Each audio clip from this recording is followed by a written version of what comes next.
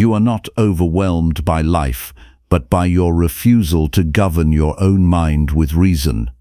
You already know this truth in the quiet moments when everything slows and your thoughts become impossible to escape. Most of what disturbs you comes from judgment you never examine, reactions you never pause, and desires you never question against what is actually within your control. This video is not encouragement. It is a return to order inside your thinking. If you are willing to live with clarity instead of impulse, stay here and walk this path with us. Subscribe if you choose to train your mind daily in silence, discipline, and reason, rather than drift through your own days unconsciously. What follows is not information for comfort, but instruction for inner correction. Number 1.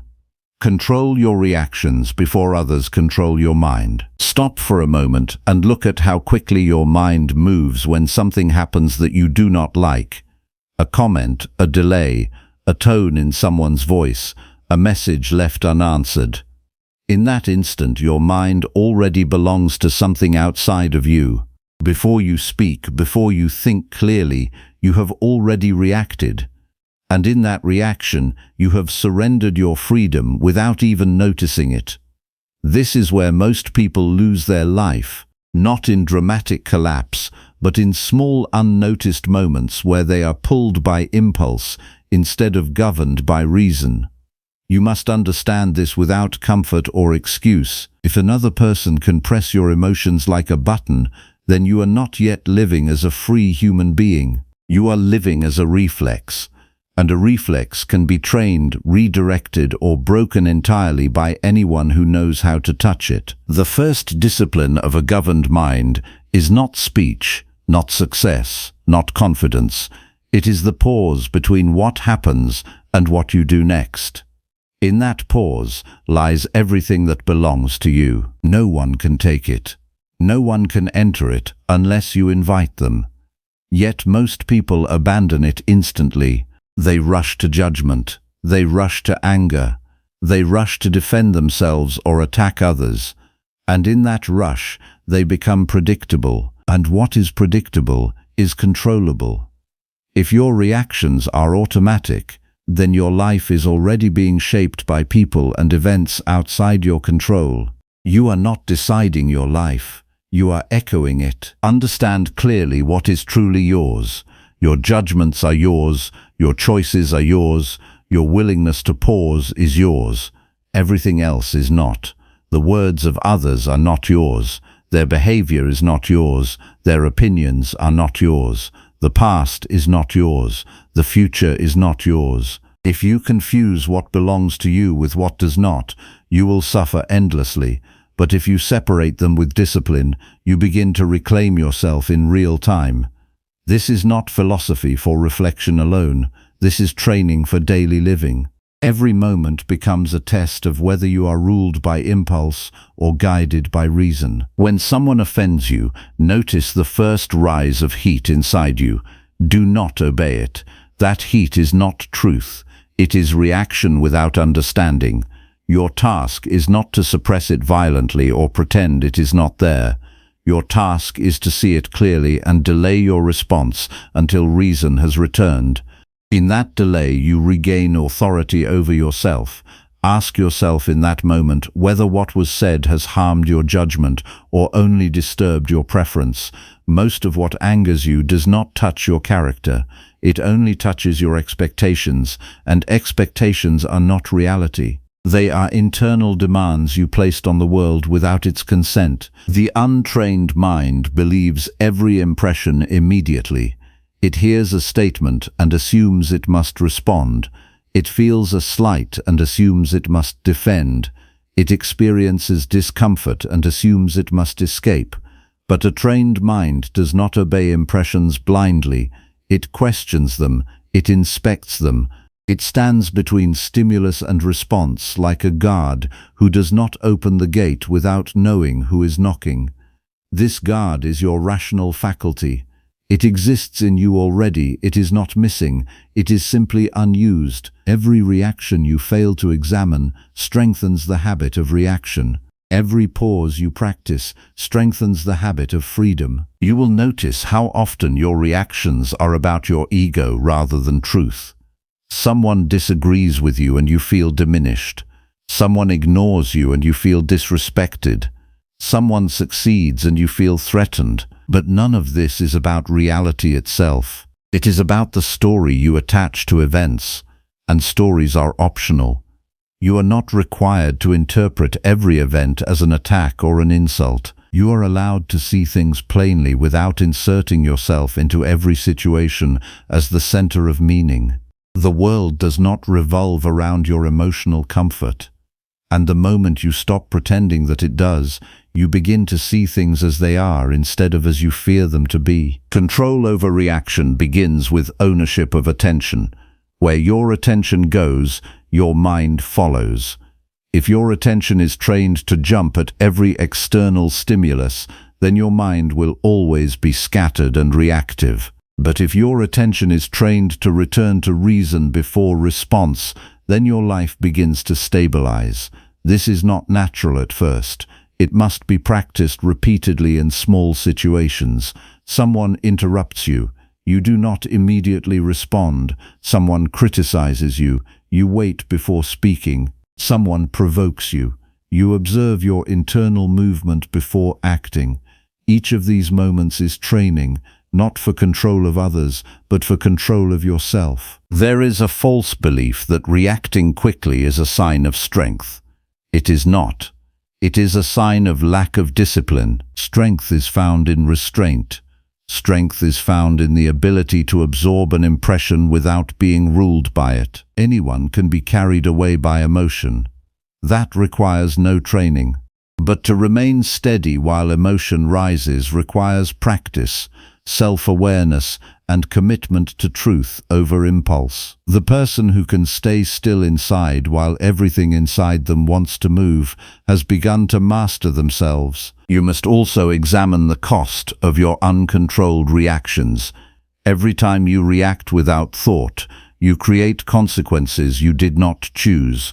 Words spoken in anger cannot be taken back. Decisions made in frustration shape relationships in ways you did not intend. A single uncontrolled moment can undo days of progress, and yet people repeat this pattern daily because they have not trained themselves to see the moment before it happens. They only see the aftermath and call it fate, but it was not fate. It was lack of discipline. Begin to observe your reactions as if you were studying another person. Do not merge with them, watch them. Notice how quickly you justify yourself. Notice how quickly you blame. Notice how quickly you feel certain without evidence. This observation creates distance, and in that distance, wisdom can enter. Without distance, you are simply inside the reaction, unable to see it clearly.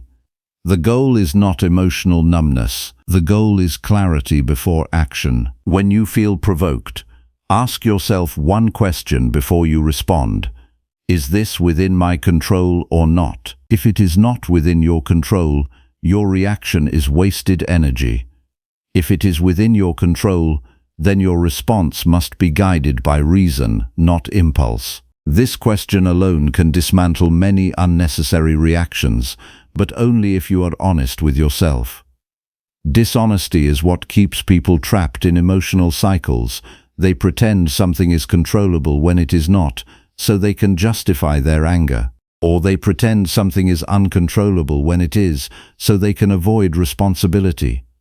Both are forms of weakness disguised as reasoning. A disciplined life begins when you stop treating your emotions as commands. Emotions are signals, not orders. They inform you that something has been perceived, but they do not determine what you must do. Between feeling and action lies your character. And your character is revealed not when life is calm, but when it is disturbed. Anyone can appear composed when nothing challenges them.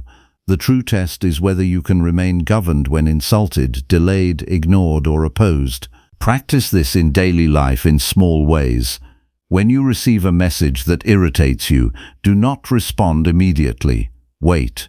Read it again after your initial reaction has cooled. you will often find that your first interpretation was incomplete or distorted.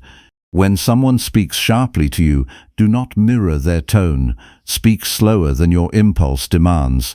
When you feel the urge to prove yourself in an argument, pause and ask whether proving yourself is more important than remaining rational. These small delays are not weakness. They are training in self-mastery. You will also notice that most reactions are unnecessary. Many situations resolve themselves without your intervention. Many words lose their power if you do not feed them with response. Silence is not surrender. Silence is control. When you refuse to react immediately, you deny the situation the power to dictate your state of mind. You remain anchored in yourself instead of being pulled outward. There will be moments when you fail. You will react when you intended not to. You will speak when you should have stayed silent. Do not turn this into self-hatred.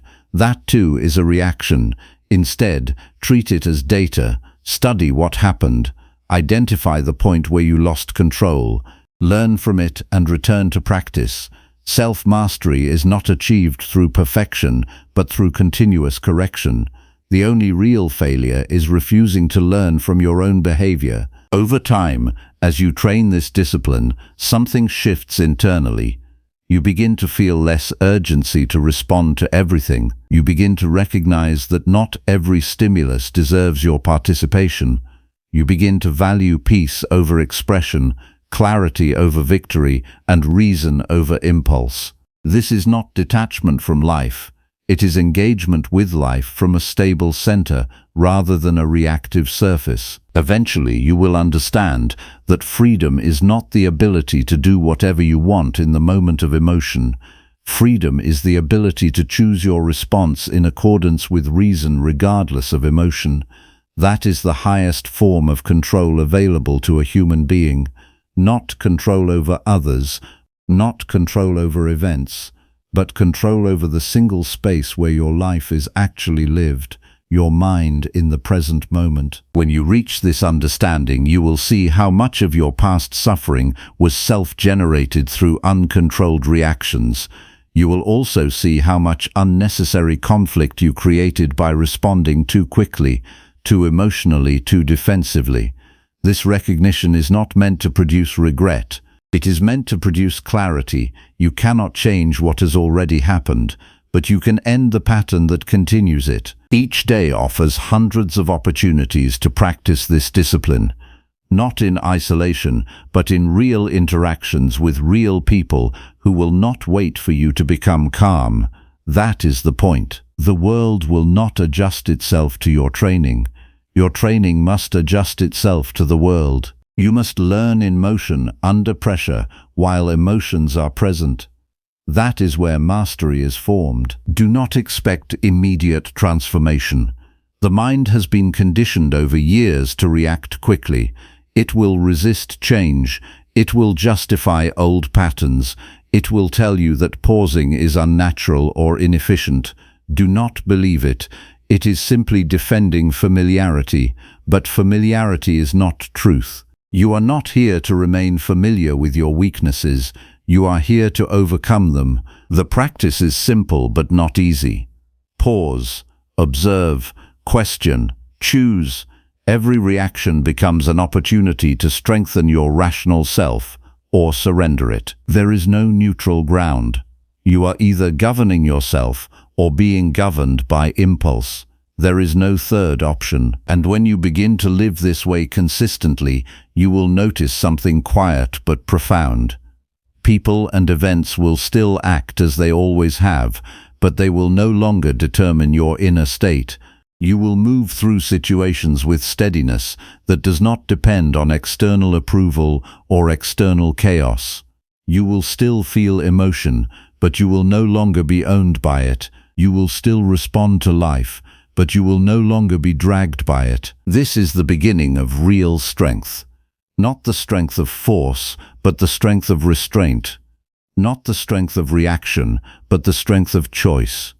And it is available to you in every moment you are willing to pause before you act. Do not wait for a better condition to begin this practice. There is no better condition. There is only this moment and your response to it. If you continue as you are, your reactions will continue to shape your life without your consent. But if you begin now, even imperfectly, you start to reclaim authority over yourself. Let this be the turning point where you decide that nothing outside your control will govern your mind again without your permission. Let your first victory be small but real. The next time something disturbs you, do not react immediately. Stay with the pause. In that pause, you are no longer a slave to impulse. You are a student of reason. And that is where the work of a disciplined life truly begins. Number 2. Master your thoughts through daily disciplined reflection and reason. Your thoughts are not as private as you believe. They are visible in your choices, your tone, your habits, and the way you react when no one is watching. If you study your life carefully, without excuse or distortion, you will see that most of your suffering does not come from events themselves, but from the judgments you attach to them. You do not experience the world directly. You experience your interpretation of the world. And if that interpretation is untrained, scattered and automatic, then your life will feel equally scattered and unstable. You wake each day with a mind already in motion, already forming opinions before you have examined anything clearly. You label situations good or bad without asking whether that judgment is necessary or even true. You assume intentions in others without evidence.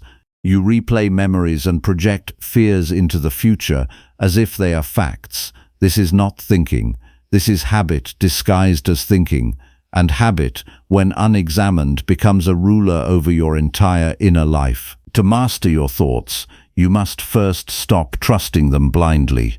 Every thought that enters your mind is not a command and not a truth. It is an impression, and impressions must be tested before they are accepted. The untrained mind receives every impression as reality and reacts immediately. The trained mind pauses and asks whether this impression belongs to reason or to impulse. That single distinction is the beginning of inner discipline. You are not disturbed by events. You are disturbed by your interpretation of events. When someone ignores you, your mind tells you a story about rejection. When something does not go your way, your mind tells you a story about failure. When life becomes uncertain, your mind fills the gap with fear. These stories are not reality. They are mental constructions formed without examination, and because you do not challenge them, they begin to shape your emotions and decisions as if they were undeniable truth. Daily disciplined reflection begins with refusing to accept your first conclusion about anything. When a thought arises, you do not obey it immediately. You hold it up to examination. You ask what evidence supports it. You ask whether it is within your control. You ask whether believing it will help you act with clarity or weaken your judgment. Most thoughts will fail this test when you are honest, and what fails examination should not be allowed to govern your behavior. Your mind is constantly producing judgments, but not all judgments deserve authority. Some are inherited from past experiences. Some are reactions formed in moments of stress. Some are simply echoes of other people's opinions absorbed without awareness. If you never question them, they become indistinguishable from truth. But once you begin to examine them, you will see how many of your strongest beliefs are simply repeated impressions, not examined reasoning. The discipline of reflection requires that you observe your thinking as if you were responsible for it, because you are. You are not a passive recipient of mental noise. You are the one who decides which thoughts are kept and which are dismissed. But this responsibility has been neglected, and so the mind has become crowded with unchecked assumptions. To restore order, you must begin the daily practice of reviewing your thoughts with complete honesty without defending them automatically. Each morning, before you engage with the world, examine the state of your mind. Notice what expectations are already forming. Notice what anxieties are already active.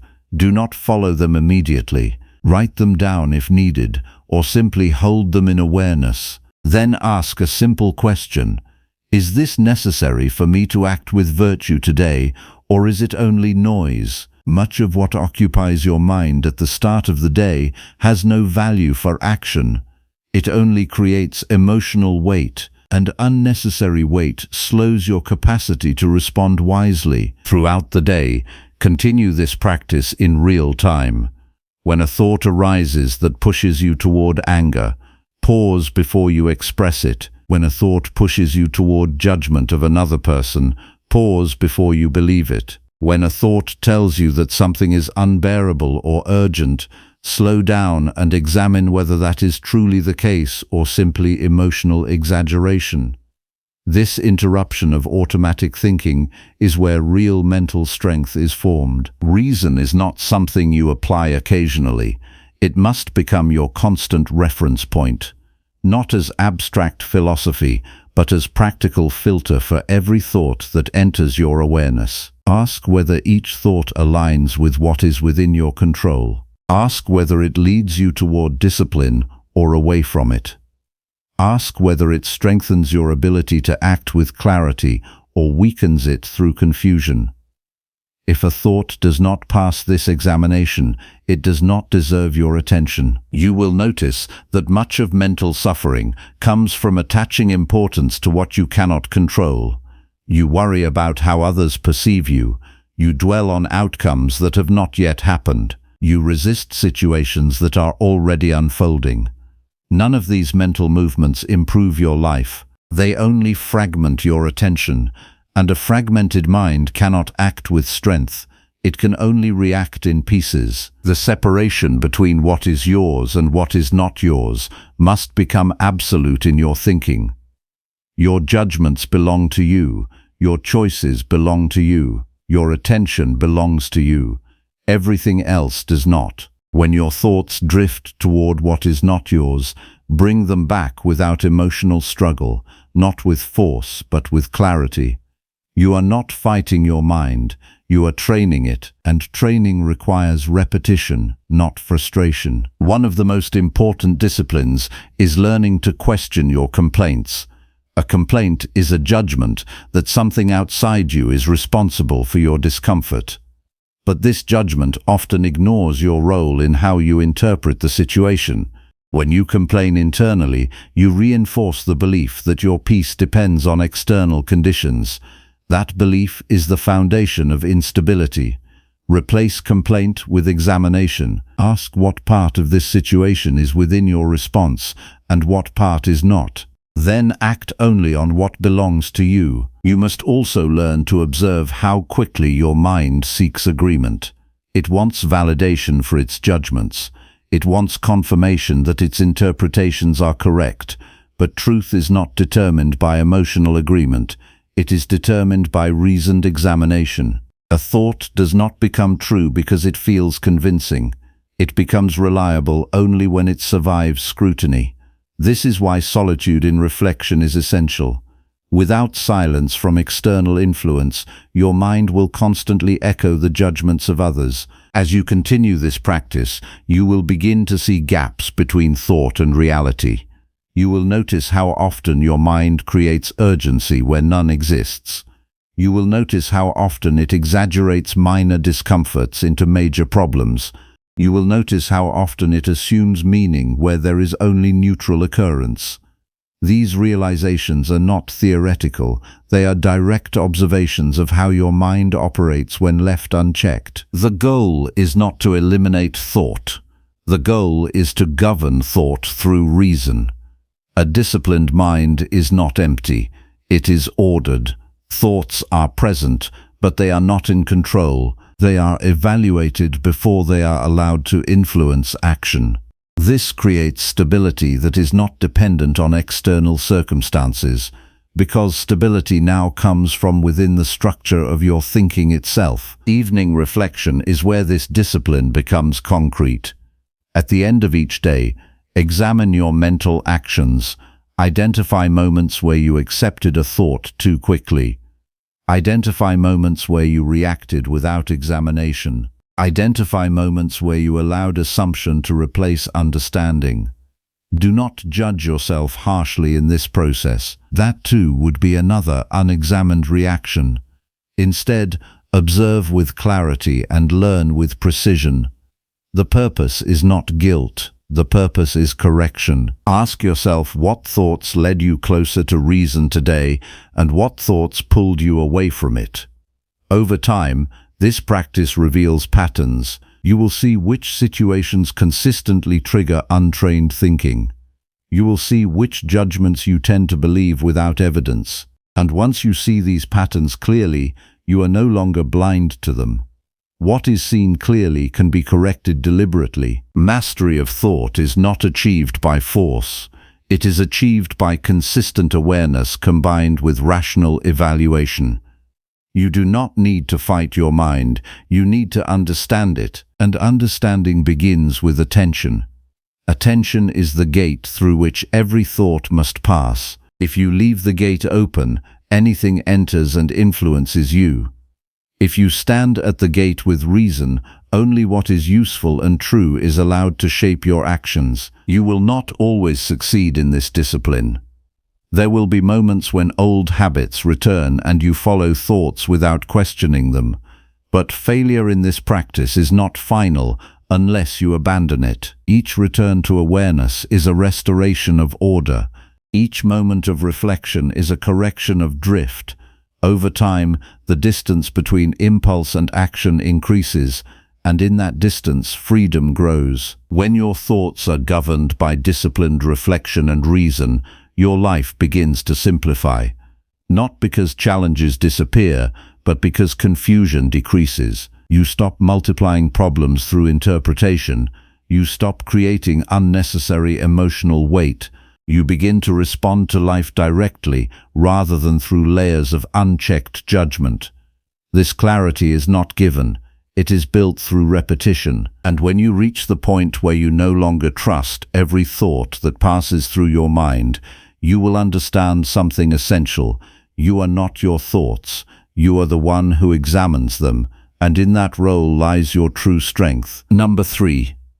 Accept what you cannot change and focus inward. You spend most of your life resisting what is already finished. You argue with reality after it has already unfolded. You replay events that cannot be undone. You imagine outcomes that may never arrive, and in doing so you drain your own strength against things that never asked for your resistance. This is where suffering begins, not in what happens, but in your refusal to accept that it has already happened. What is outside your control does not need your agreement to exist. It only needs your recognition. Until you learn this distinction, your mind will remain in constant conflict with life itself. Look carefully at how often your inner state depends on things you do not control. You want people to behave differently. You want circumstances to align with your preference. You want outcomes to confirm your expectations. But none of these things belong to you. They are influenced by forces beyond your reach. Other minds, other decisions, chance, timing, and limits you cannot see. When you attach your peace to these external conditions, you place your stability in something that cannot guarantee it, and then you call life unfair when it simply refuses to obey your expectations. The first step in acceptance is not emotional comfort, it is intellectual clarity. You must clearly separate what is within your influence from what is not. Your judgments, your choices, your attention, your discipline belong to you. Everything else does not. The mistake most people make is trying to control both categories as if they are the same. They treat other people's actions as personal responsibilities. They treat external outcomes as personal achievements or failures. And in doing so, they confuse effort with control. Effort is yours. Outcome is not. When you resist what you cannot change, you are not changing it. You are only disturbing yourself. The situation remains untouched, but your mind becomes agitated. You add suffering on top of reality instead of responding to reality as it is. Acceptance does not mean approval. It means recognition without internal resistance. It means seeing things clearly without demanding that they conform to your preference. This clarity is not weakness. It is the beginning of strength that does not depend on fragile expectations. Your mind will argue against acceptance because it confuses resistance with power. It tells you that if you accept something, you are giving up. But this is a misunderstanding. Acceptance is not surrendering your capacity to act. It is stopping the waste of energy on what cannot be influenced so that your action becomes precise where it actually matters. When you stop fighting what is fixed, your attention returns to what is still open to you, and what is open to you is your own conduct in this moment. You suffer more from mental resistance than from external events. A setback is one thing. Refusing to accept it is another layer added on top of it. A delay is one thing. Interpreting it as personal injustice is another layer added on top. A disagreement is one thing.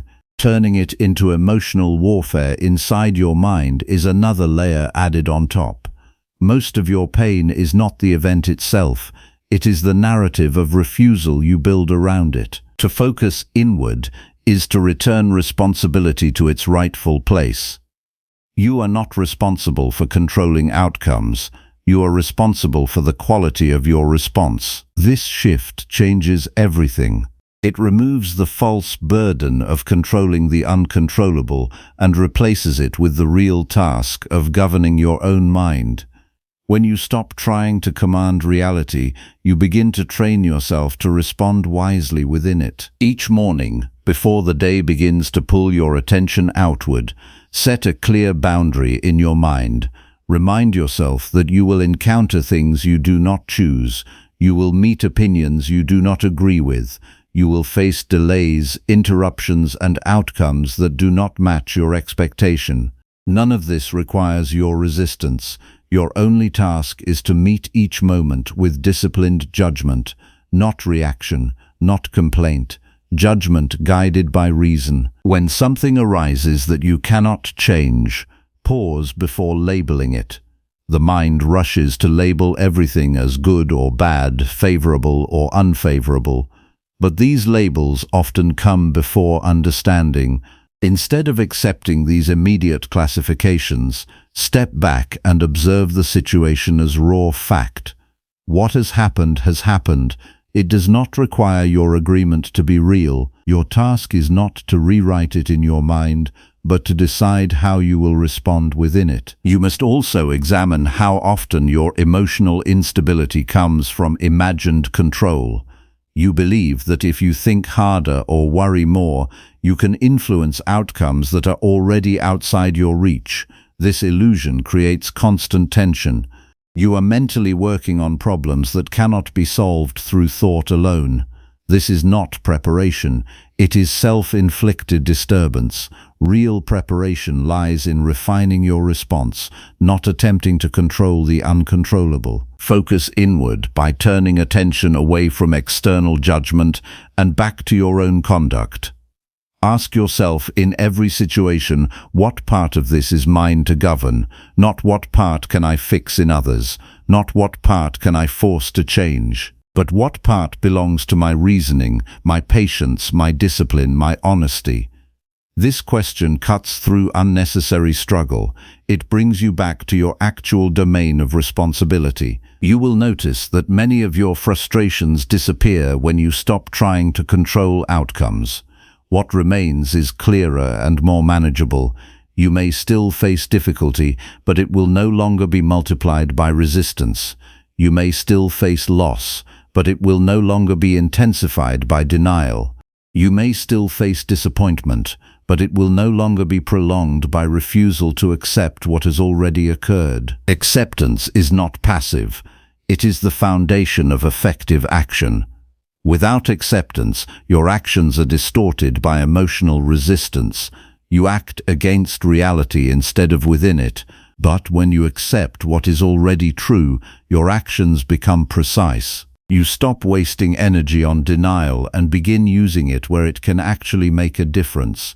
This is how clarity leads to strength. There will be moments when acceptance feels uncomfortable.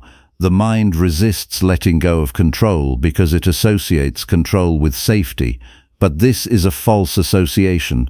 Control over external events has never been yours.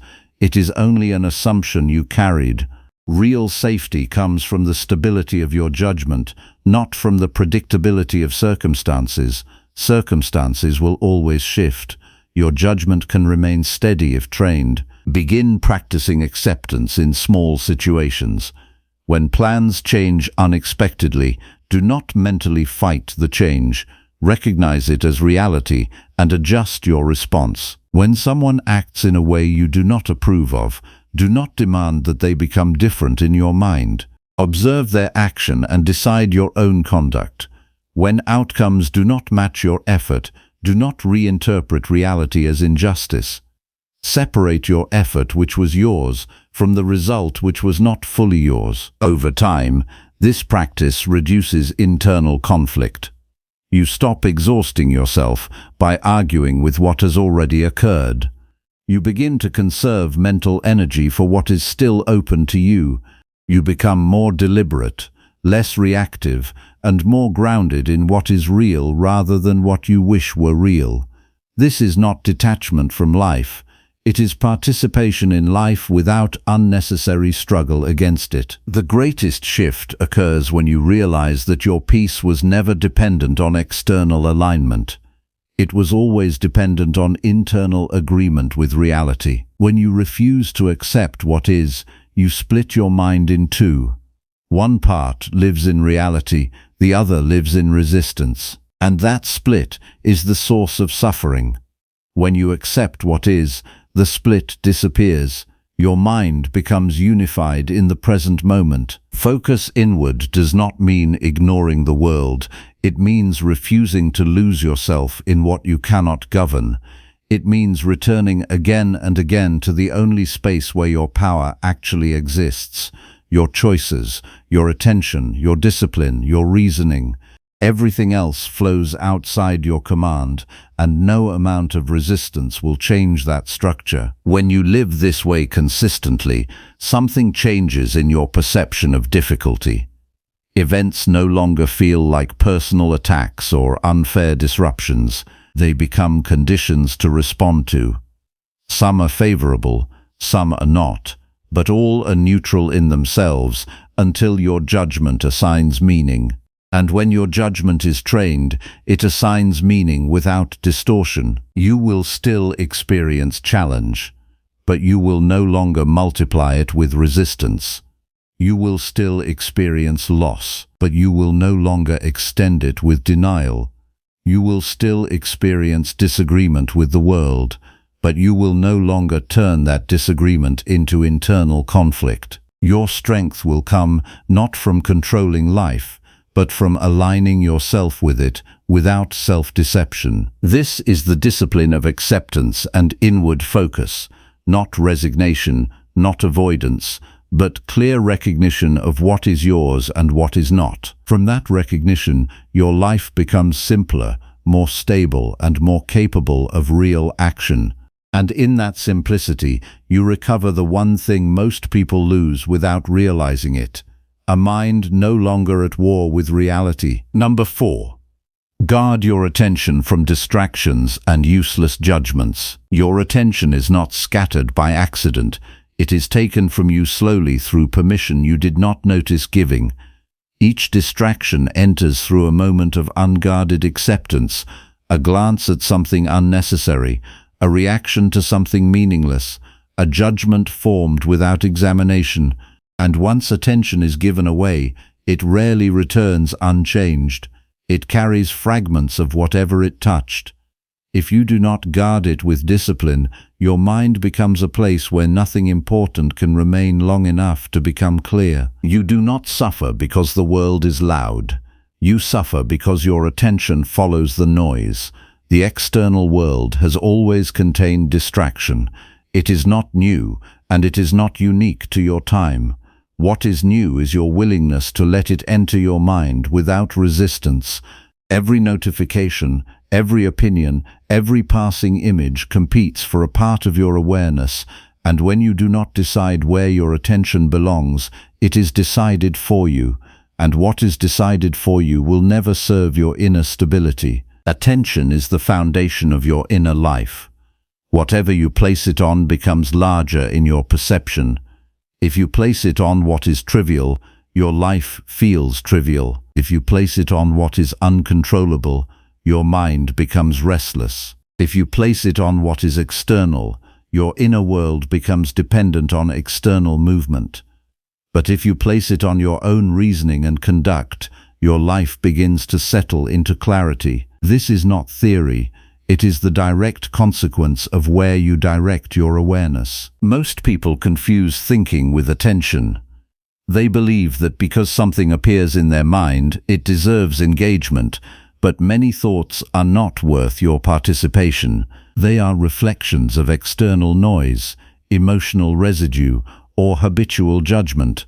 When you engage every thought equally, you destroy your ability to distinguish what matters from what does not. The disciplined mind does not treat every mental appearance as an instruction. It treats it as something to be evaluated before response. Useless judgment is one of the most common ways attention is wasted. You observe something and immediately assign meaning that is not necessary. You decide whether someone is worthy or unworthy, whether a situation is good or bad, whether a moment is success or failure, without pausing to ask whether this judgment helps your conduct. Most judgments are not required for action. They are mental noise that consumes clarity. When you repeatedly judge without necessity, you train your mind to react instead of observe. Guarding attention begins with recognizing that not everything deserves interpretation. Some things only require acknowledgement. You see them, and you let them pass without attaching identity or meaning. The moment you interpret everything, you begin to live inside your interpretations rather than reality itself. And interpretations are unstable. They shift with emotion, with fatigue, with influence. Reality does not need your interpretation to exist, but your peace depends on your ability to not over-interpret it. You must begin to observe how quickly your attention leaves what is within your control and moves toward what is not. You think about how others perceive you. You imagine conversations that have not happened. You replay moments that cannot be changed. You project outcomes that have not arrived. None of this improves your ability to act. It only fragments your awareness, and a fragmented mind cannot govern itself. It can only drift between impulses. The discipline required is simple in form but demanding in practice. You must repeatedly return your attention to what is yours, your judgment, your intention, your response in this moment. Every time your attention drifts outward into what is not yours, you bring it back without frustration, not with force, but with correction. This return is the practice itself, not perfection, but continuous redirection. In the morning, before engaging with the demands of the day, examine where your attention is likely to be pulled. You already know the patterns. You know what typically disturbs your focus. You know which situations trigger unnecessary judgment. Prepare for them by deciding in advance that your attention will not be surrendered automatically. This preparation is not about controlling external events. It is about stabilizing your internal direction before contact with external noise begins. When you encounter distraction during the day, do not treat it as an enemy. Treat it as a test of whether you are still governing your mind. A distraction only has power if you follow it. If you notice it and do not engage, it loses authority. The mind that can observe distraction without obeying it is no longer ruled by it. This is where discipline becomes real, not in isolation, but in the presence of interruption. You will notice that much of what pulls your attention has no lasting value. It creates urgency without importance. It produces emotional reaction without practical consequence. It offers stimulation without direction. And yet the mind, if untrained, treats stimulation as significance. This is how attention becomes exhausted, not by meaningful effort, but by meaningless engagement repeated many times throughout the day. Guarding attention requires honesty about what weakens it. If you repeatedly expose your mind to noise, your ability to think clearly will decline. If you repeatedly engage in unnecessary judgment, your perception will become distorted. If you repeatedly allow external input to dictate your inner state, your stability will erode. These are not abstract warnings, they are direct consequences of repeated mental habits. You must also recognize the subtle form of distraction that appears as thinking. This is when the mind appears active but is not actually engaged in useful reasoning. It is rehearsing conversations, replaying events, or constructing imagined scenarios that lead nowhere. This activity feels like thinking, but it produces no clarity. It only consumes attention. True reasoning leads to clarity of action. Empty thinking leads to mental fatigue without direction. The practice is to interrupt this drift as soon as it is noticed, not with anger, not with force, but with awareness. You observe that your attention has left what is useful and return it to what is present and actionable. Over time, this creates a habit of recognition. The gap between distraction and awareness becomes shorter, and in that shortening, discipline grows. You will also see how often useless judgment is tied to ego. You evaluate things not to understand them, but to position yourself within them. You judge to feel superior or inferior, justified or threatened. But these judgments do not reflect reality.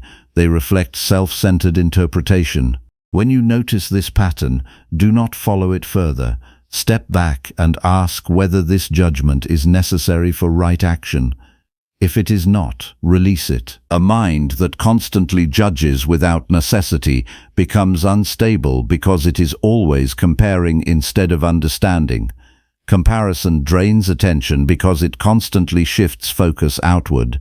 Understanding stabilizes attention because it brings focus back to what is directly relevant. The disciplined mind chooses understanding over judgment whenever possible, because understanding serves action while unnecessary judgment only serves disturbance. As you train this discipline, you begin to notice a change in how your day feels. Time becomes less fragmented. Your mind feels less pulled in multiple directions. Situations that once triggered immediate reaction now pass without disruption. You begin to see that many things you previously considered urgent were never truly important, and in that recognition, your attention becomes more valuable because you no longer waste it so easily. There will still be moments when attention slips. This is expected. The mind has been conditioned for distraction through repetition, but each time you notice and return, you strengthen the ability to notice earlier next time. This is how mastery is formed, not by eliminating distraction entirely, but by shortening the time it holds authority over you. The goal is not to withdraw from the world. The goal is to enter it with clarity, to see without unnecessary interpretation, to respond without unnecessary reaction, to think without unnecessary noise. A guarded attention is not narrow, it is focused. It allows you to engage fully with what matters while leaving behind what does not require your involvement. When attention is disciplined, your inner life becomes stable even when external conditions are not. You stop being pulled into every passing disturbance. You stop giving importance to every fleeting impression. You begin to experience life from a centered position rather than a reactive one. And from that position, your choices become clearer, your responses become steadier, and your mind becomes less vulnerable to external influence. This is the practice of guarding attention from distraction and useless judgment. Not isolation from life, but precise engagement with it. Not mental restriction, but mental clarity. Not withdrawal from experience, but the removal of unnecessary noise from experience. And in that clarity, you recover something that most people lose without noticing: the ability to remain fully present within yourself while the world continues to move around you. Number 5. Practice silence to strengthen wisdom and self-control. You speak too quickly, and in that speed you lose yourself. Words leave your mouth before your mind has examined them. Reactions escape before reason has approved them. Opinions form before understanding has matured. And in this constant overflow of speech and mental noise, you mistake expression for clarity. But clarity does not come from more output. It comes from restraint. Silence is not absence of thought. It is the discipline that allows thought to become precise instead of scattered. Most of what you say does not require saying. Most of what you think does not require expression. Yet you speak, and you think aloud internally, as if every impression must be released immediately. This habit weakens judgment because it removes the space where reason normally operates. Without silence, your mind never settles long enough to examine itself. It only reacts, then explains its reaction afterward, calling it understanding. But explanation after reaction is not wisdom, it is justification. Silence exposes the truth about your mind. When you stop speaking unnecessarily, you begin to hear what remains underneath your words. You hear impatience, you hear assumptions, you hear judgments formed without examination, you hear emotional movement disguised as reasoning. This is uncomfortable at first because it reveals how often you have been living without full awareness. But discomfort is not a sign to escape, it is a sign that you are finally seeing clearly. You do not lack intelligence. You lack restraint over expression, and without restraint, intelligence becomes noise.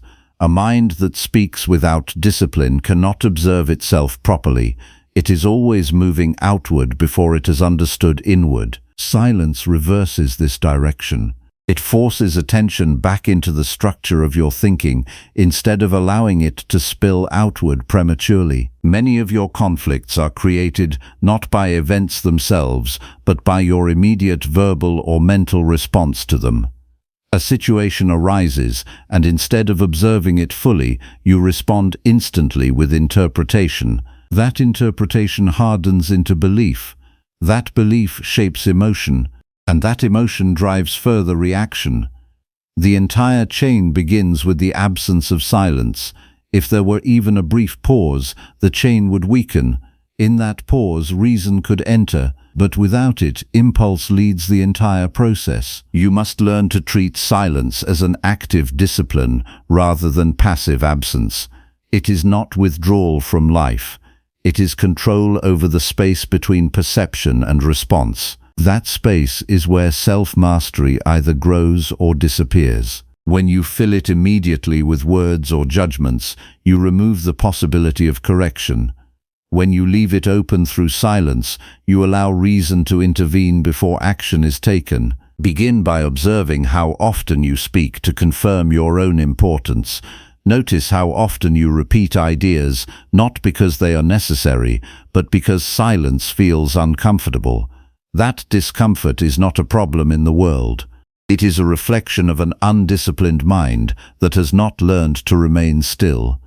If you cannot remain still internally, your speech will always be excessive externally, and excess speech leads to excess error. In daily life, practice withholding response when it is not required. When someone speaks to you, do not rush to fill the space afterward. Allow their words to settle before forming your reply.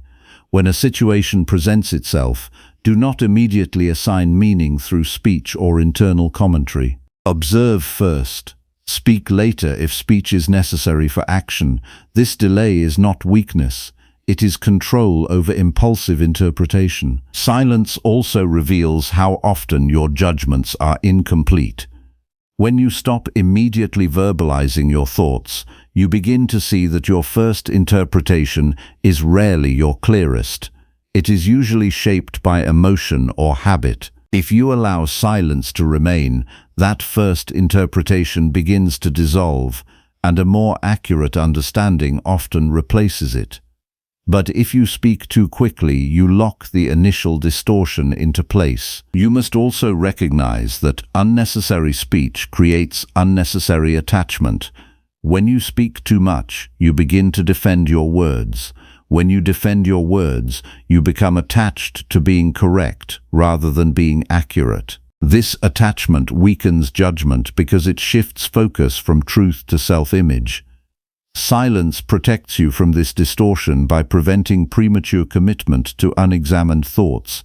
At the beginning of the day, set an intention not only for action but for restraint.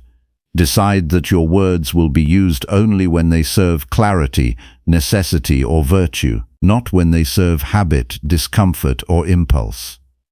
This decision alone begins to reorganize your mental habits. You will notice how many times during the day you feel the urge to speak without purpose. Each time you resist that urge, you strengthen your ability to govern yourself. In moments of emotional disturbance, silence becomes even more essential. When emotion rises, speech becomes unreliable. It amplifies distortion instead of correcting it. If you speak while unsettled, you often say more than you intend and less than is wise. Silence in these moments is not avoidance, it is protection of your own judgment until it stabilizes. Only when reason returns should speech follow. You will discover that silence also improves perception. When you are not constantly producing internal commentary, you begin to observe reality more directly. You see people without immediately labeling them. You see situations without immediately categorizing them. You begin to notice details that were previously missed because your mind was too busy interpreting instead of observing. This direct perception is the foundation of accurate judgment. Silence strengthens self-control because it trains you to endure internal pressure without immediate release. The urge to speak, to react, to explain, to justify is strong, but when you do not act on that urge, you learn that it is not commanding, it is temporary. And what is temporary does not deserve authority over your behavior. Each moment of restrained speech is a moment where you prove to yourself that impulse is not your master. You must also be honest about how often speech is used to avoid reflection. When you speak constantly, you avoid the discomfort of sitting with your own thoughts. Silence forces you to confront them directly. It removes distraction and exposes the actual state of your mind. This exposure is necessary if you want to improve. Without seeing clearly, you cannot correct anything. There is also wisdom in observing those who speak without restraint. Notice how often they create conflict where none was necessary. Notice how often their words escalate situations instead of resolving them. Notice how often they regret what they said but cannot undo it. This is not to judge them, but to understand the cost of undisciplined expression. Their experience becomes instruction if you are willing to learn from it. Silence is not withdrawal from communication. It is refinement of communication. When you speak less, your words gain weight. When you choose carefully when to speak, your speech becomes more precise. When you allow silence to govern unnecessary expression, your necessary expression becomes more effective. This is how restraint improves function rather than diminishing it. As you practice this discipline, you will begin to notice an internal shift. The need to respond immediately begins to weaken. The urge to fill every gap with words decreases. Your mind becomes less reactive and more observant. You begin to sense that not every moment requires participation. Some moments are best understood without interference. Eventually, silence creates a space where reason can operate without interruption. In that space, you no longer confuse immediate thought with truth. You no longer confuse reaction with understanding. You begin to see your inner life more clearly, without distortion created by constant verbal or mental noise.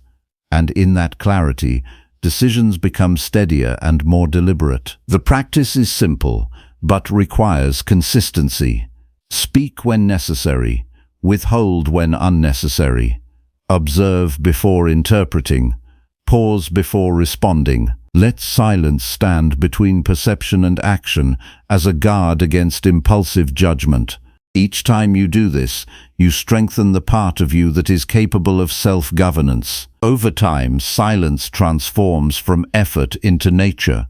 You no longer feel compelled to fill every space with words or thoughts. You begin to recognize that restraint is not emptiness but control, and in that control you recover something most people lose without noticing. A mind that is no longer driven by constant expression but guided by deliberate understanding. Number 6. Examine your actions before judging your own character. You judge yourself too quickly, and in doing so you misunderstand the very thing you are trying to correct. You look at a single moment of failure and call it your identity. You look at one emotional reaction and call it your nature.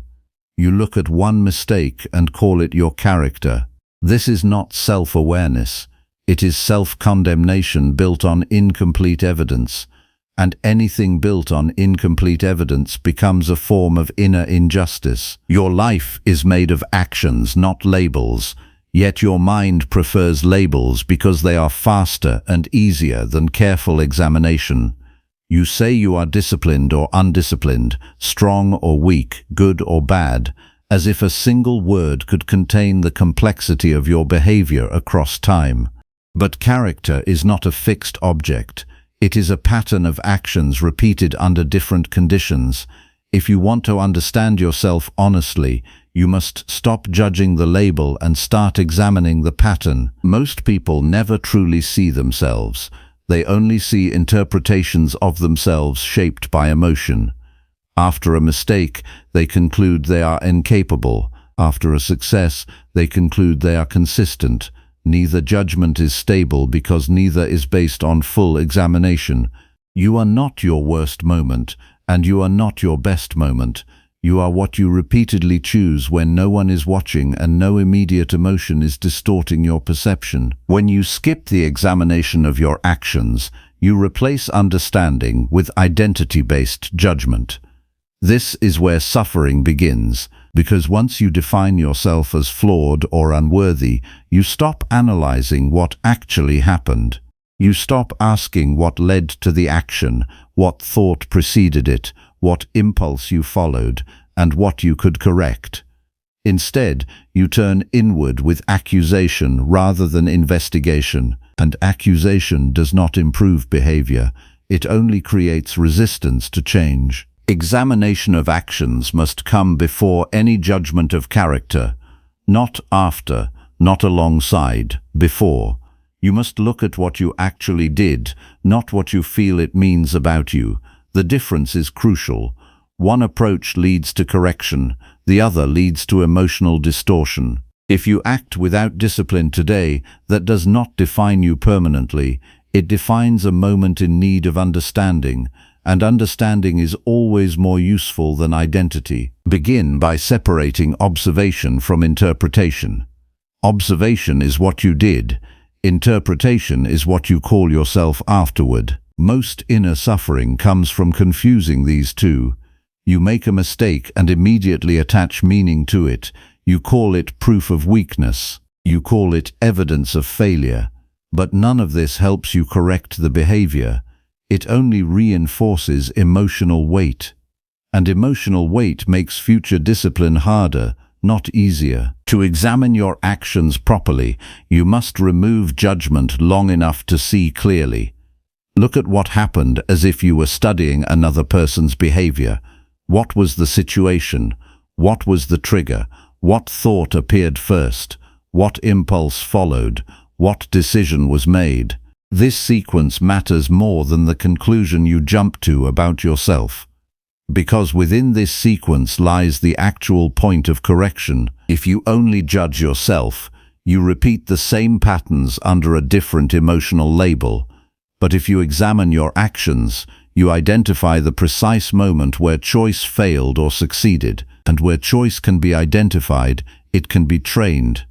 This is the real work of self-discipline. not defining who you are, but understanding how you act and why. You often avoid this examination because it requires honesty without escape. It does not allow you to hide behind excuses or identity labels. It asks you to look directly at your behavior without distortion, and this can feel uncomfortable because it removes the comfort of generalizations. But discomfort here is not a threat. It is clarity beginning to form. Each morning, you should prepare your mind for this discipline by deciding in advance that your actions will be observed without immediate judgment. This creates a structure of awareness before the day begins. You are not entering the day to perform perfectly. You are entering the day to observe your conduct clearly. This shift alone reduces unnecessary self-judgment because you are no longer waiting for outcomes to define you. During the day, practice noticing actions as they occur rather than only reflecting afterward. When you speak, notice the intention behind your words.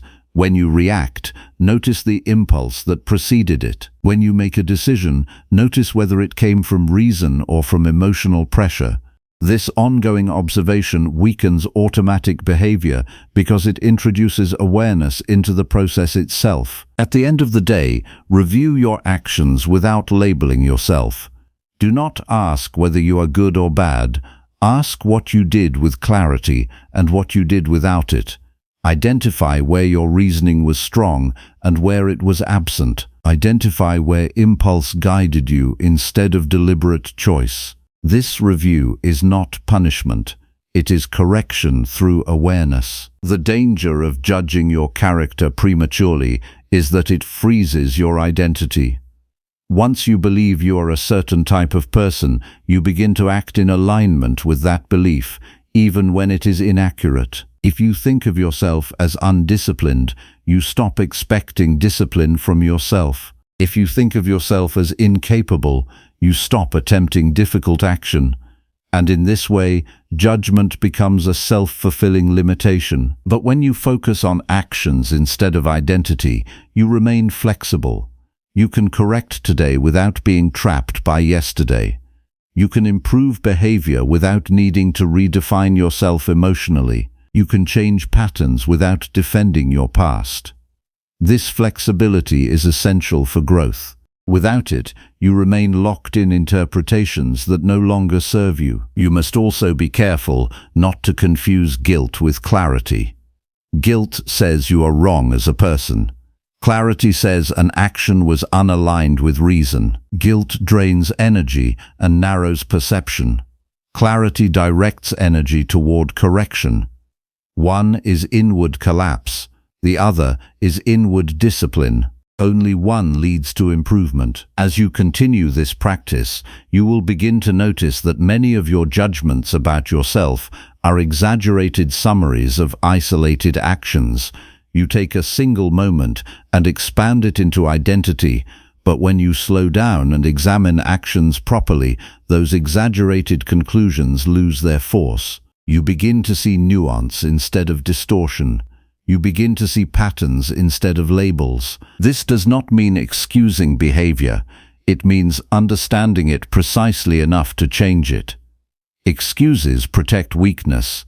Examination removes it, and the removal of weakness requires seeing it clearly, not hiding it behind identity statements. If you want real discipline, you must be willing to observe your failures without turning them into permanent definitions of who you are. Over time, this approach changes how you relate to yourself. You become less reactive to your own mistakes. You no longer spiral into self-judgment after every error. Instead, you move into analysis. What happened? Why it happened? What will be adjusted? This shift creates emotional stability because your sense of self is no longer tied to isolated events. You also become more precise in your actions because you are aware of them as they occur. Awareness reduces automatic behavior, and reduced automatic behavior increases choice. Where there is choice, there is freedom. Not freedom from difficulty, but freedom from unconscious repetition. The disciplined life is not built on harsh self-judgment. It is built on honest observation of action. Every moment becomes an opportunity to see whether you are acting from reason or from impulse, and every evening becomes an opportunity to refine that understanding. Over time, this creates a mind that no longer confuses behavior with identity. When you stop judging your character prematurely and begin examining your actions with precision, you recover control over your development. You are no longer defined by conclusions drawn in emotional moments.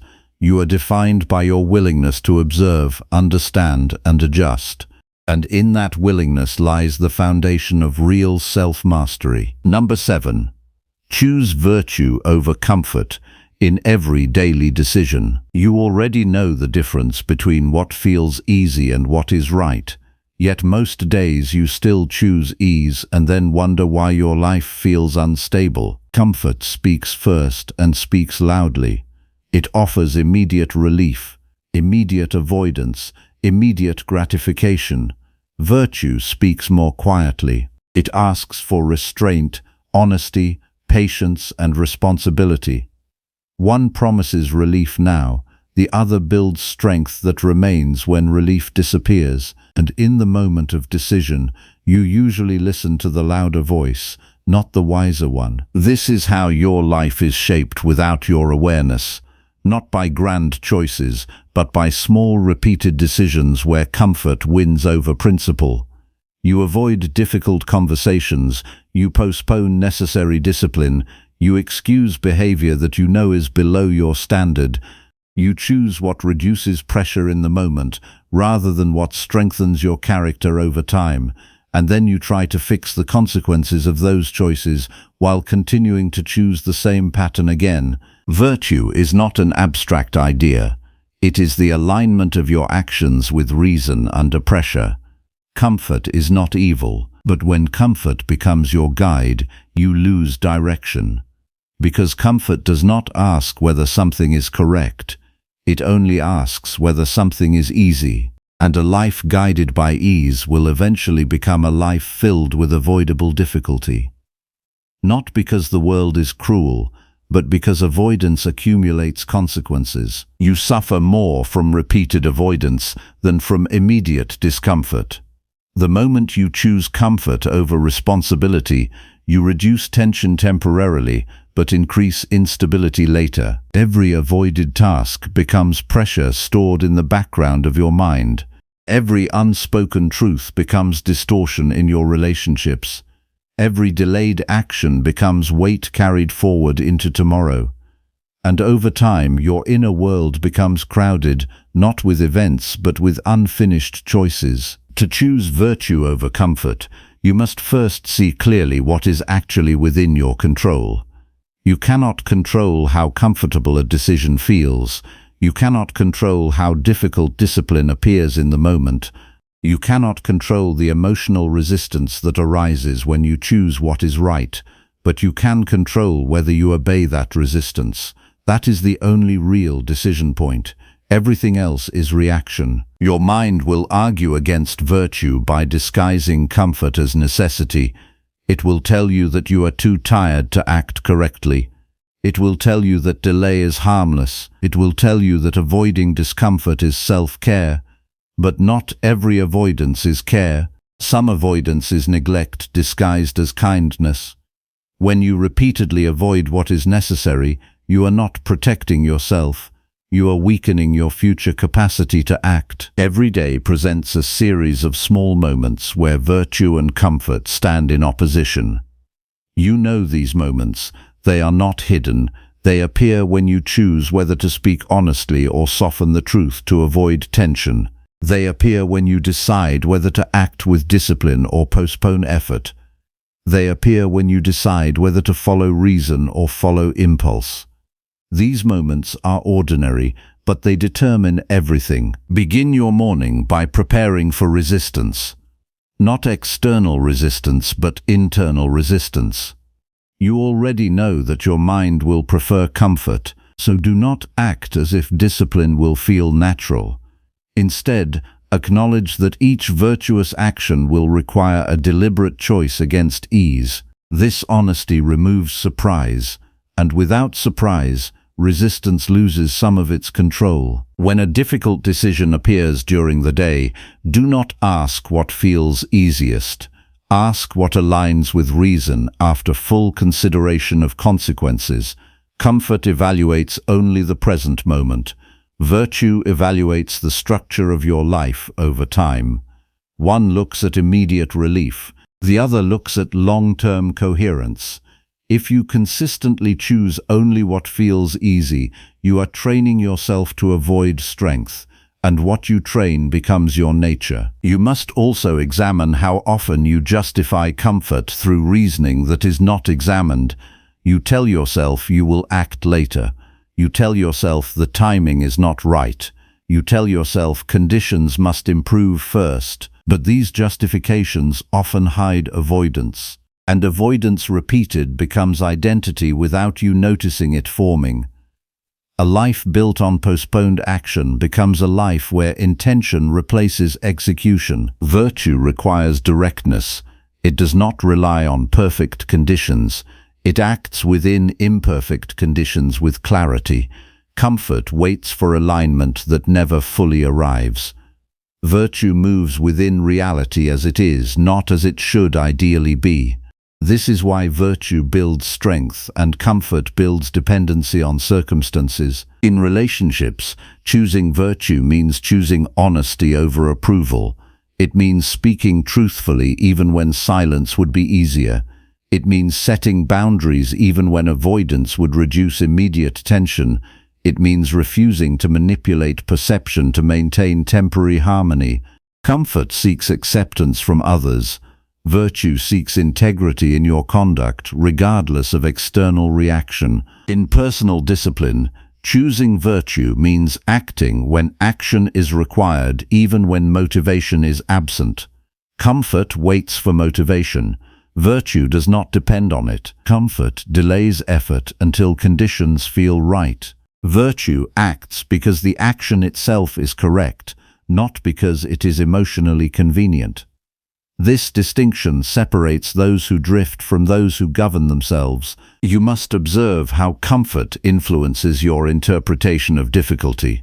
When something requires effort, the mind exaggerates its burden. It makes the task appear larger than it is, not because reality has changed, but because resistance has increased. If you accept this distortion without examination, you will consistently avoid necessary action, but if you recognize it as mental resistance, you can act despite it. Each time you choose comfort over virtue, you reinforce a pattern of short-term thinking. Each time you choose virtue over comfort, you reinforce a pattern of long-term stability. Neither choice is invisible to your inner structure. Your mind records repetition, and repetition becomes character, not through belief, but through behavior repeated without correction. To shift this pattern, you must begin small but precise. Do not wait for large moral tests. Begin with immediate decisions. When you notice the impulse to delay something necessary, act immediately instead. When you notice the impulse to avoid discomfort through distraction, remain with the task instead. When you notice the impulse to soften truth to reduce tension, speak clearly instead. These small choices train the larger structure of your behavior. Evening reflection becomes essential in this discipline. At the end of each day, examine where comfort guided your actions and where virtue did. Do not judge yourself as a person. Examine your decisions as data. Where did you choose ease over responsibility? Where did you choose avoidance over clarity? Where did you choose short-term relief over long-term integrity? This examination turns awareness into correction. Over time, you will begin to see that comfort is not a neutral force. It actively competes with your development. It does not ask whether you are improving. It asks whether you are being relieved. And relief without discipline creates weakness over time. Virtue, by contrast, may feel demanding in the moment, but it produces stability that does not collapse when conditions change. The goal is not to reject comfort entirely. The goal is to refuse its authority over your decisions. Comfort may exist as a condition, but it must not become a guide. Your guide must remain reason applied to action. Reason does not ask what is easiest. It asks what is correct under the circumstances. And when you consistently follow reason, your life begins to align with itself instead of contradicting itself. Eventually, you will notice a shift. Actions that once felt difficult become less emotionally resistant because you have practiced them repeatedly. You will notice fewer internal arguments before doing what is necessary. You will notice less regret after avoiding what should have been done. This is not because life has become easier. It is because your resistance to what is right has weakened through repetition. Choosing virtue over comfort is not a single decision. It is a repeated act of alignment with reason against immediate impulse. And every time you choose correctly in small moments, you strengthen your ability to choose correctly in larger ones. In this way, your life is not transformed by sudden change, but by consistent refusal to let ease decide your direction. Number 8. Train your discipline by keeping promises to yourself. You break trust with yourself in small ways long before you notice the damage. You promise to act, then delay. You decide to change, then negotiate with your own intention. You commit to discipline, then soften the commitment when resistance appears. And each time you do this, you teach your mind that your own words do not carry authority. A person who cannot trust himself does not lack intelligence. He lacks internal consistency, and without consistency, no form of strength can survive. The mind is always listening to what you do, not what you claim to intend. You may tell yourself that you are serious about change, but your actions reveal the truth without distortion. When you abandon your own promises, even in small matters, you train yourself to believe that discomfort overrides intention, and once that belief is formed, discipline becomes optional in your own mind. Not because you lack knowledge, but because you have weakened your internal agreement with yourself. Self-discipline is not built in moments of motivation. It is built in moments where motivation is absent and you still act according to your word. That is where character is formed, not in declarations but in execution. Each promise you make to yourself is a test of whether your reasoning has authority over your impulses. If you repeatedly fail these tests, you are not being honest about your capacity for discipline.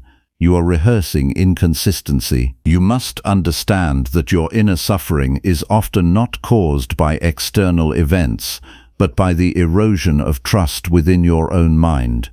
When you do not keep your own promises, you begin to doubt your ability to govern yourself. That doubt spreads quietly. It weakens resolve before action even begins.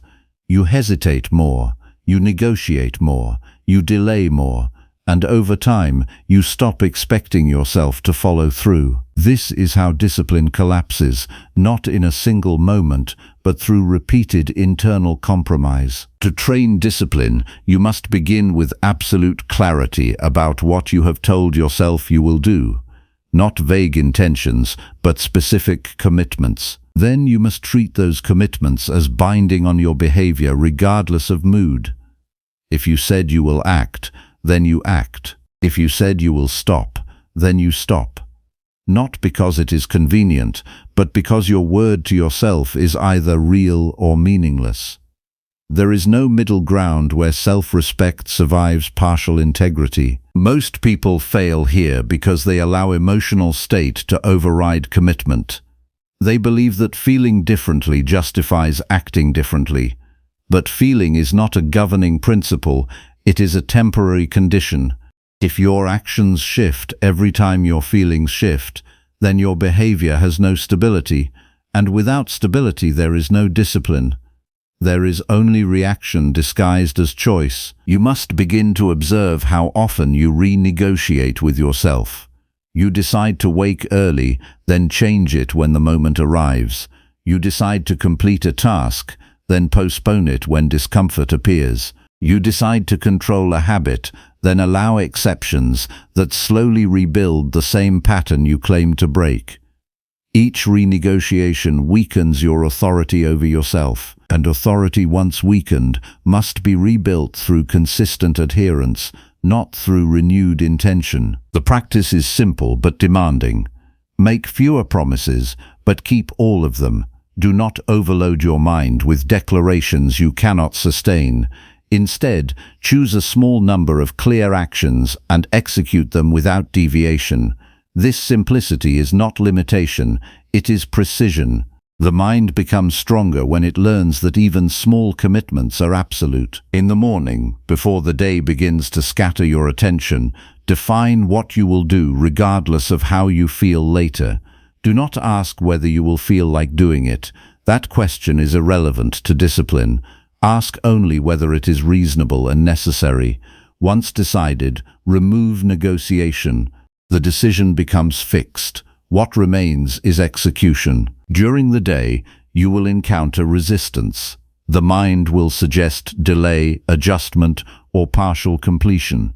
It will argue that small exceptions are harmless, but small exceptions repeated become structure, and that structure becomes identity. If you consistently allow exceptions to your own commitments, you are not flexible. You are unreliable to yourself, and unreliability is the foundation of inner instability. When you notice yourself about to break a promise to yourself, pause long enough to recognize what is happening. You are not simply changing a plan. You are deciding whether your word has meaning. That is the real moment of choice, not the action itself, but the decision to honor or abandon your commitment.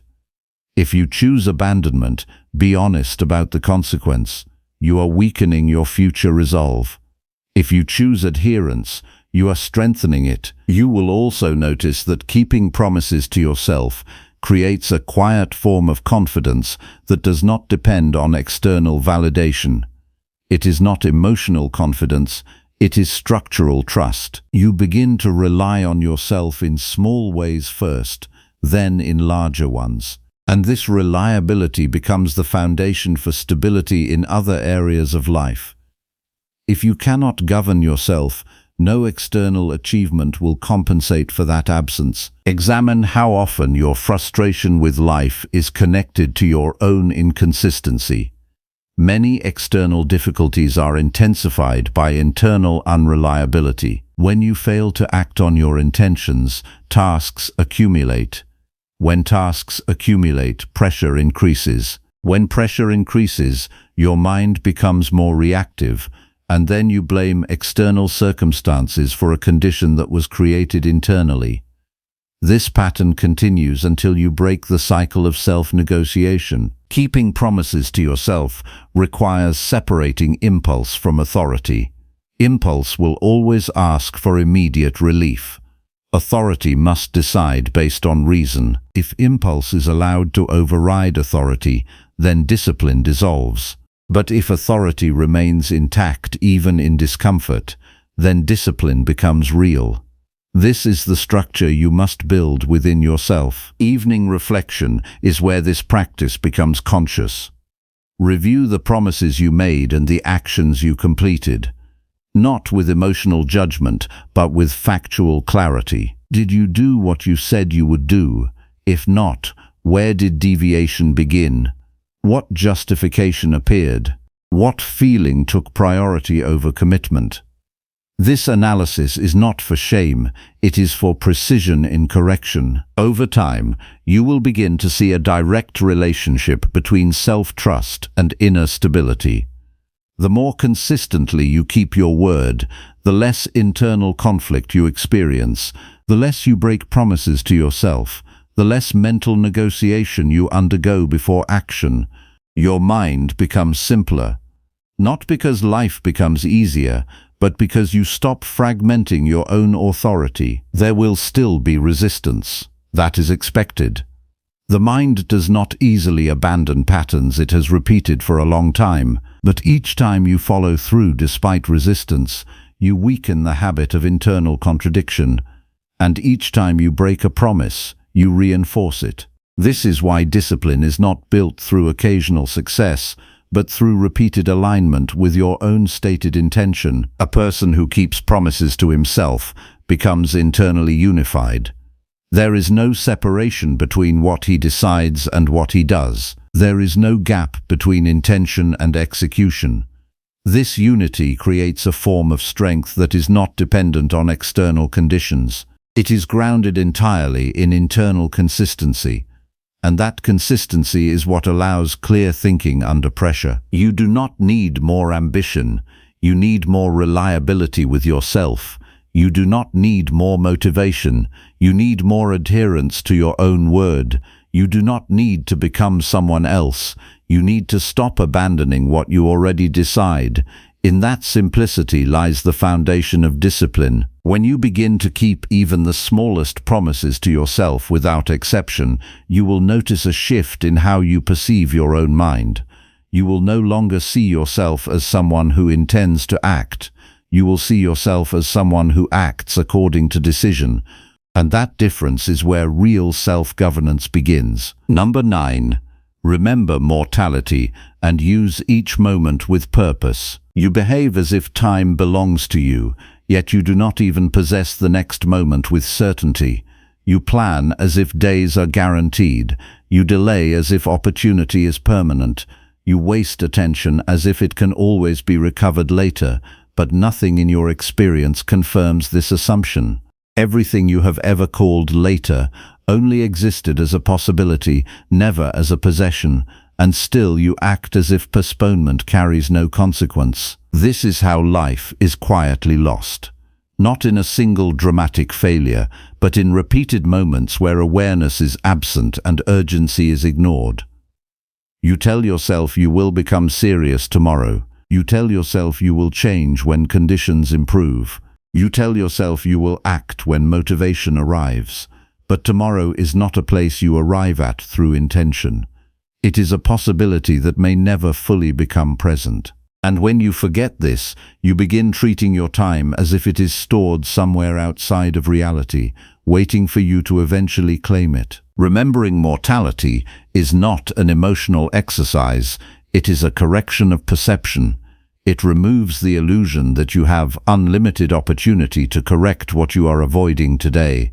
When you forget that your time is finite, you inflate the importance of distraction and reduce the urgency of discipline. You begin to believe that wasted moments are recoverable in some abstract future, but no future moment can return the present one you ignored. Your suffering is often created by living without awareness of limits. You react to small problems as if they define your entire life. You chase trivial distractions as if they carry lasting value. You postpone meaningful action as if time will always remain available to compensate. But when you introduce mortality into your awareness, these distortions lose their influence. You begin to see that not everything deserves your attention, and not everything deserves delay. You do not need more time. You need clearer perception of the time you already have. Each moment is complete in itself. It does not wait for your readiness. It arrives and it passes. If you are not present with intention, it is gone. And what is gone cannot be reclaimed through regret or analysis. It can only inform your next decision if you are willing to learn from it. When you remember that your time is limited, your priorities become more honest. You stop investing energy into things that do not contribute to your character or your rational conduct. You begin to see how much of your attention is consumed by unnecessary judgment, unnecessary reaction, and unnecessary concern over what is not yours to control. Mortality simplifies perception because it removes the illusion of infinite correction. Begin each morning with the awareness that the day is not guaranteed to repeat itself. This is not meant to create fear, but clarity. You are not entering a cycle that will endlessly restart. You are entering a unique stretch of time that will not return in the same form. If you waste it, it is not temporarily lost. It is permanently gone. This recognition should not paralyze you. It should sharpen your attention toward what is essential. When you decide what to do, do not assume you will have another chance later. This assumption is what allows procrastination to exist. You believe there will always be another opportunity to act correctly. But this belief is not grounded in reality. You only ever act in the present. And if the present is not used with purpose, no future version of it will correct the absence of discipline. You must also examine how often your mind drifts into trivial concerns while meaningful action remains undone. You worry about opinions that will not matter in the long term. You engage in mental noise that produces no improvement in your conduct. You delay difficult tasks because they feel heavy in the moment, but mortality removes the justification for such delay. If time is limited, then avoidance becomes more costly than discomfort. Each decision you make should be filtered through a simple awareness. Does this action matter in the context of a finite life, or is it only a temporary distraction from responsibility? This question is not philosophical decoration. It is practical correction. It removes unnecessary activity and strengthens focus on what is actually within your control. You are not asked to live in constant fear of death. You are asked to stop living as if time is unlimited. There is a difference. Fear distorts judgment. Awareness clarifies it. Fear makes you reactive. Awareness makes you deliberate. Fear narrows perception into anxiety. Awareness expands perception into priority. When you understand this, mortality becomes a guide rather than a threat. Your attachment to trivial concerns often comes from forgetting what is ultimately at stake. You argue over things that do not shape your character. You invest emotional energy in outcomes that do not belong to your control. You allow temporary disturbances to dominate your attention. But when you remember that your life is a limited sequence of present moments, these disturbances lose their weight. They become small relative to the larger structure of existence. The disciplined mind does not wait for reminders of mortality to act correctly. It integrates that awareness into daily behavior. It does not postpone integrity. It does not delay responsibility. It does not assume infinite time for correction. It acts now, not because of urgency created by panic, but because clarity reveals that now is the only place where action exists. You should also observe how mortality affects your relationships with your own habits. You may treat certain behaviors as harmless because they appear small, but repeated small actions accumulate into the structure of your life. If you waste small moments repeatedly, you are not wasting fragments. You are shaping a pattern of inattention, and a life built on inattention becomes unstable in all areas. When you are aware of mortality, excuses lose their authority. You stop justifying delay with comfort-based reasoning. You stop telling yourself that effort can always be postponed without consequence. You begin to see that every moment is either used with purpose or lost without return. There is no neutral state. You are either building discipline or allowing it to weaken. Evening reflection becomes sharper under this awareness. You do not simply review what happened. You review whether your time was aligned with what actually matters. You identify where attention was given to what is insignificant. You identify where action was avoided despite its importance. This review is not for regret.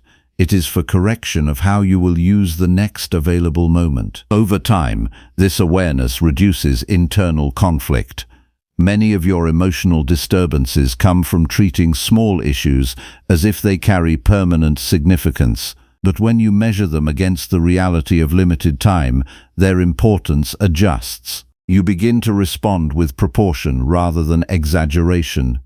You stop inflating temporary discomfort into lasting meaning. Mortality also clarifies what is worth your mental effort. Not every thought deserves expansion.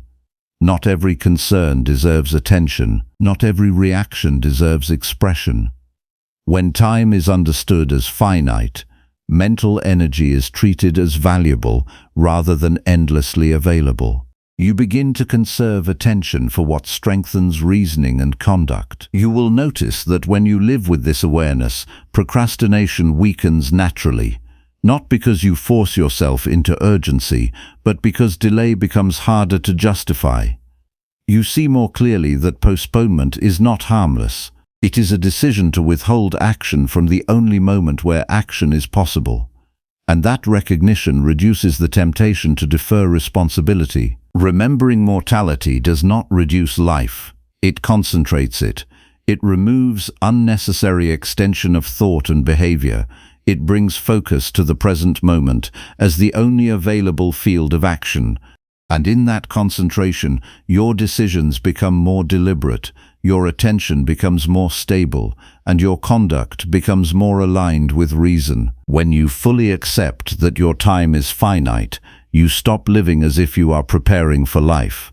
You begin living as if you are already within it. Not as an abstract idea, but as a series of irreversible present choices. And in that realization, wasted moments become less acceptable, not because of fear, but because clarity no longer allows illusion to guide your behavior. Number 10. Govern your emotions with reason and inner strength. You are not disturbed by what you feel. You are disturbed by the belief that your feelings must be obeyed. This confusion has ruled your inner life for too long. A feeling rises, and immediately you treat it as instruction. Anger appears, and you speak without examination.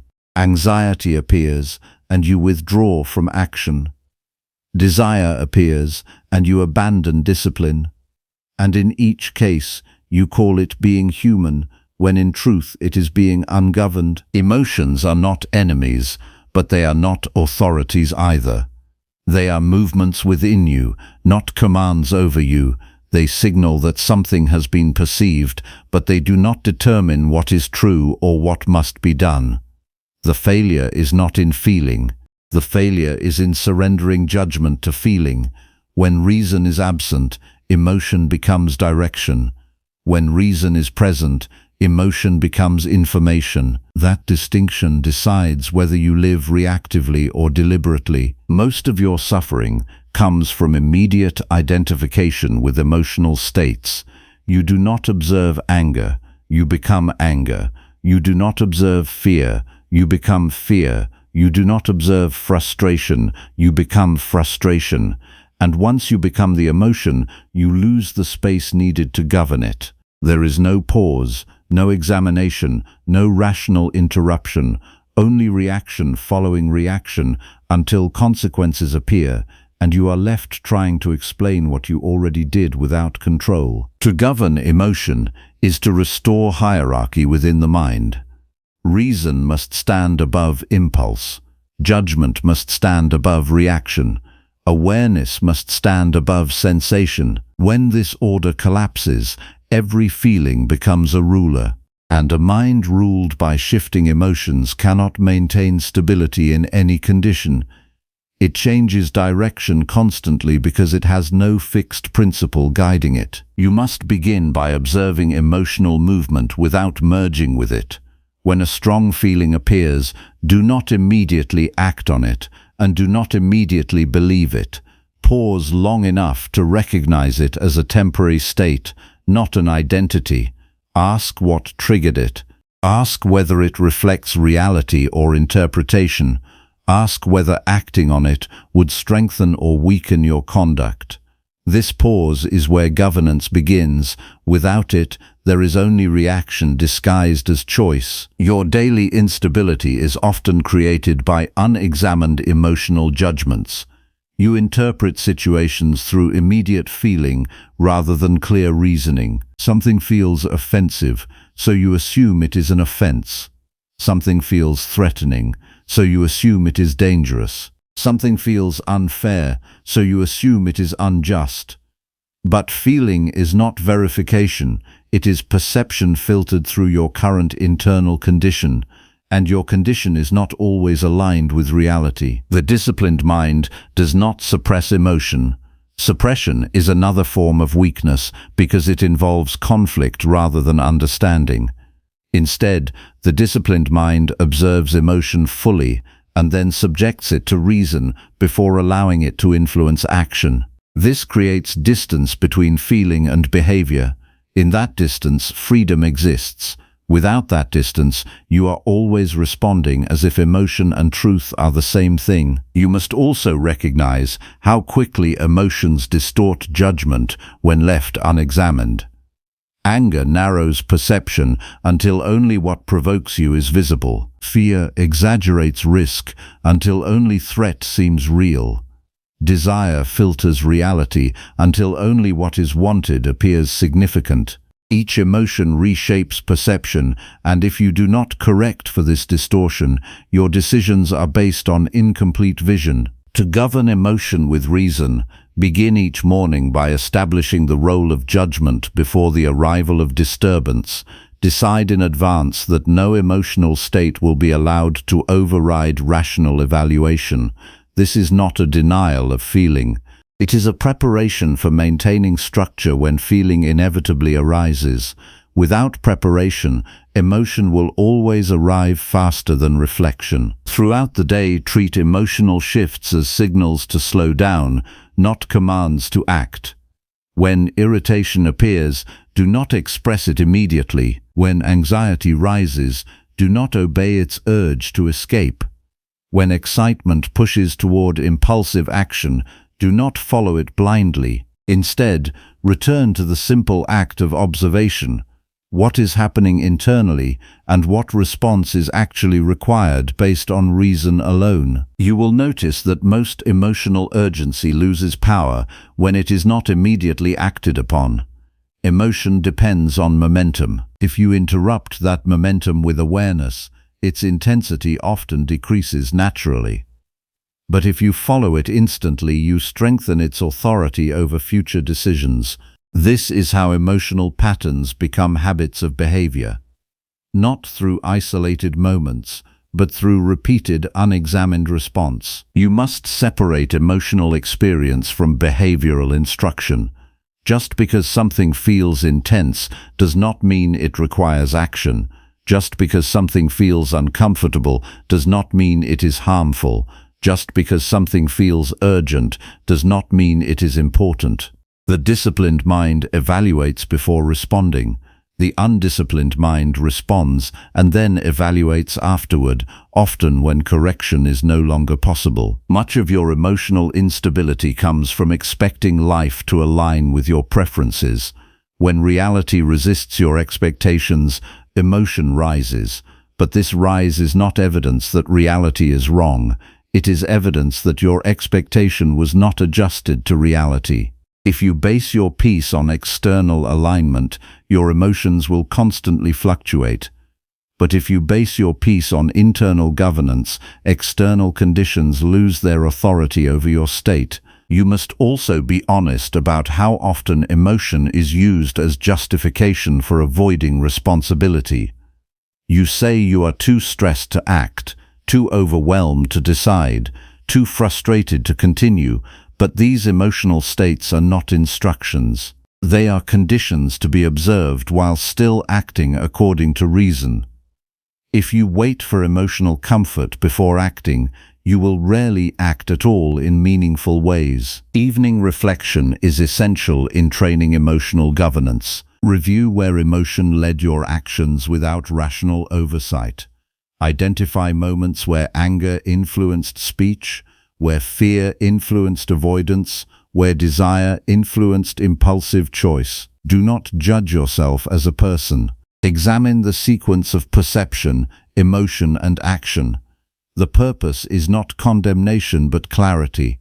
Only what is clearly seen can be corrected. Over time, you will notice that emotional intensity becomes less controlling. Not because emotions disappear, but because your relationship to them changes. They no longer define your actions. They no longer determine your decisions. They no longer override your judgment. They still arise, but they no longer govern. Inner strength is not the absence of feeling. It is the presence of reason while feeling exists. It is the ability to remain steady while internal movement occurs. It is the refusal to confuse emotional intensity with truth, and it is built through repeated practice of choosing judgment over impulse. When you govern your emotions with reason, your life becomes less reactive and more deliberate. You stop being pushed from one state to another by internal fluctuations. You begin to act from stability rather than reaction. And in that stability, your conduct becomes more consistent, your thinking becomes clearer, and your responses become aligned with what is actually within your control. This is the foundation of inner strength. Not control over what you feel, but control over what you do in response to what you feel. And in that space between emotion and action, reason becomes your true authority.